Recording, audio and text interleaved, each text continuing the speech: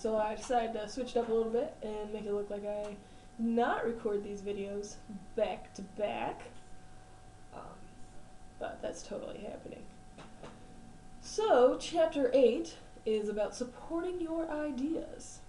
This chapter begins on page 141 if you want to follow along with the book. I will also be following along with the PowerPoint as well. So, supporting materials are materials used to support a speaker's ideas. Weird. The three major kinds of supporting materials are examples, statistics, and testimony.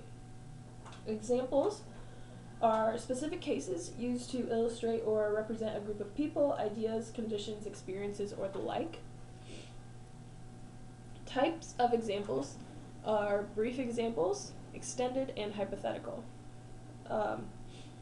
A brief example is a specific case that is referred to in passing to illustrate a point, while an extended example is a story, narrative, or an anecdote developed at some length to illustrate a point. And finally, the hypothetical example is an example that describes an imaginary or fictitious situation.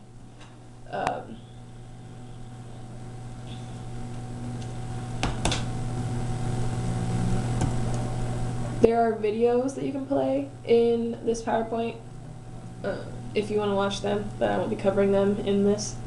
There's a video for the brief example. I already told you what an extended example was. There's a video for that as well. I also already told you what a hypothetical example was. Oh, and there's a video for that as well. Awesome.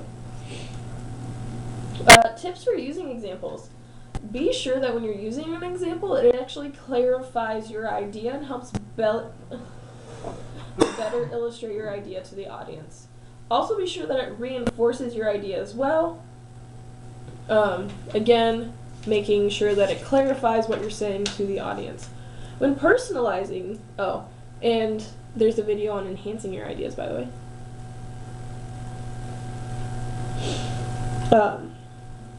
Use examples to personalize your ideas. So,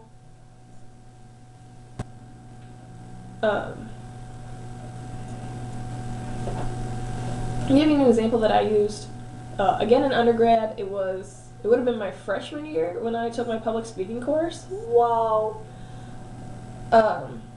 I gave a presentation on cerebral palsy. However, to personalize the story, I used my sister as an example and showed pictures of her pre and post surgery, pictures of her as a baby when she was like this big. Yeah, super tiny. She was a preemie. Just to help kind of tug at the emotional heartstrings of my audience and give a more personalized example to my audience about cerebral palsy and what I can do. However, my sister only has a really mild case of it, so she's very, very fortunate. So I did give more drastic examples of what cerebral palsy can do, but I also, like I said, tugged at those heartstrings by giving her story. And when giving examples, be sure to use vivid and rich language that's really going to pull your audience in and help, if it's not an example that you have like up on the screen, use vivid language to help them better see it in their heads. Like when you're reading a book and you just kind of imagine everything. Also, practice delivering to enhance your extended examples so that they flow better. And rehearsing is always good so that your presentation flows and you don't stumble over your own words. Stats. The three common ones that you'll probably use in a speech are going to be mean, median, and mode. If you've ever taken a stats class, you already know about these, but let's go over this information. Statistics. This is defined as numerical data. Riveting. The mean is the average value of a group of numbers. The median is the middle number in a group of numbers arranged from highest to lowest. And finally, the mode is the number that occurs most frequently in a group of numbers. Soak it in, remember your stats class, and let's move on. I already defined mean, median, and mode. There's a video on stats and combination if you want to watch that. Tips for using stats. Be sure that when you use a stat that it's actually quantifying your idea. One of my students at SMC, we did a podium exercise.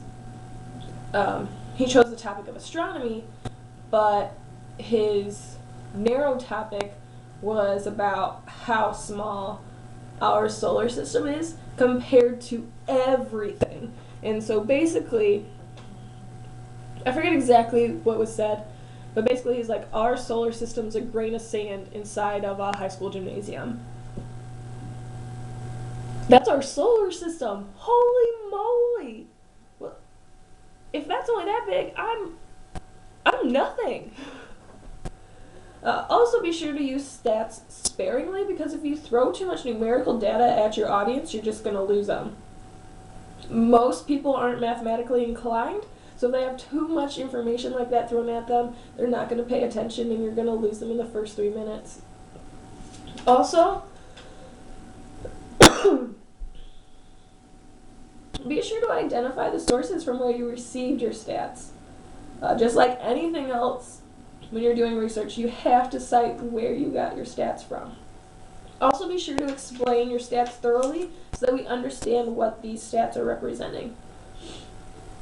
It's okay to round off your numbers as well. So say you have the number 1,564,273. It's okay to say 1.5 million. Because if you spat off that whole number, like, you're going to get all tongue-tied, and your audience is just going to be like, huh? Also, if needed, use visual aids to help better demonstrate your stats in the form of like a chart. That's helpful.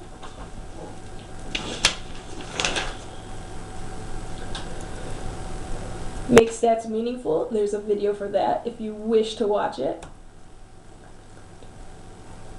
Testimony. The testimony is defined as quotations or paraphrases used to support a point. Expert testimony is testimony from people who are recognized experts in their field. So, if somebody's going to come and talk to me about oncology studies recently, I don't want to listen to Joe Schmo with a tinfoil cap in his garage. I want to listen to somebody who's board certified and has been doing research, and that research is backed by a reputable, like, hospital. Here's a video on expert testimony. Peer testimony is testimony from ordinary people with first-hand experience or insight on a topic. So, I'm going to use an example of a car accident. Somebody who witnessed a car accident that is being interviewed by the news. This would be peer testimony. However, if later you watch the news and you watch the testimony, and all you saw was like the aftermath of the wreckage, you didn't actually see the accident, you don't have peer testimony. You have to have first-hand knowledge. Direct quotes. This is defined as testimony that is presented word for word. Do I need to go into that any further? I hope not. Out of context quote. This is distorting a statement by removing words or phrases around it, and this is frowned upon. It's not ethical, and this is not how you should be doing your presentations. Don't use a quote and take it out of context to make it fit what you're trying to say. Take it into consideration with the other words and phrases around it so we actually know what it's trying to say. Paraphrasing. This is restating sources, a source's ideas as your own. So taking something that's a page long and summarizing. Tips for using testimony. When you're quoting or paraphrasing, be sure to do so accurately and don't take the information out of context. Use qualified sources for the information, and also make sure that the sources are unbiased. Finding an unbiased source is really difficult, but be sure that whatever source you're using has the least amount of bias. And again, be sure to identify your sources.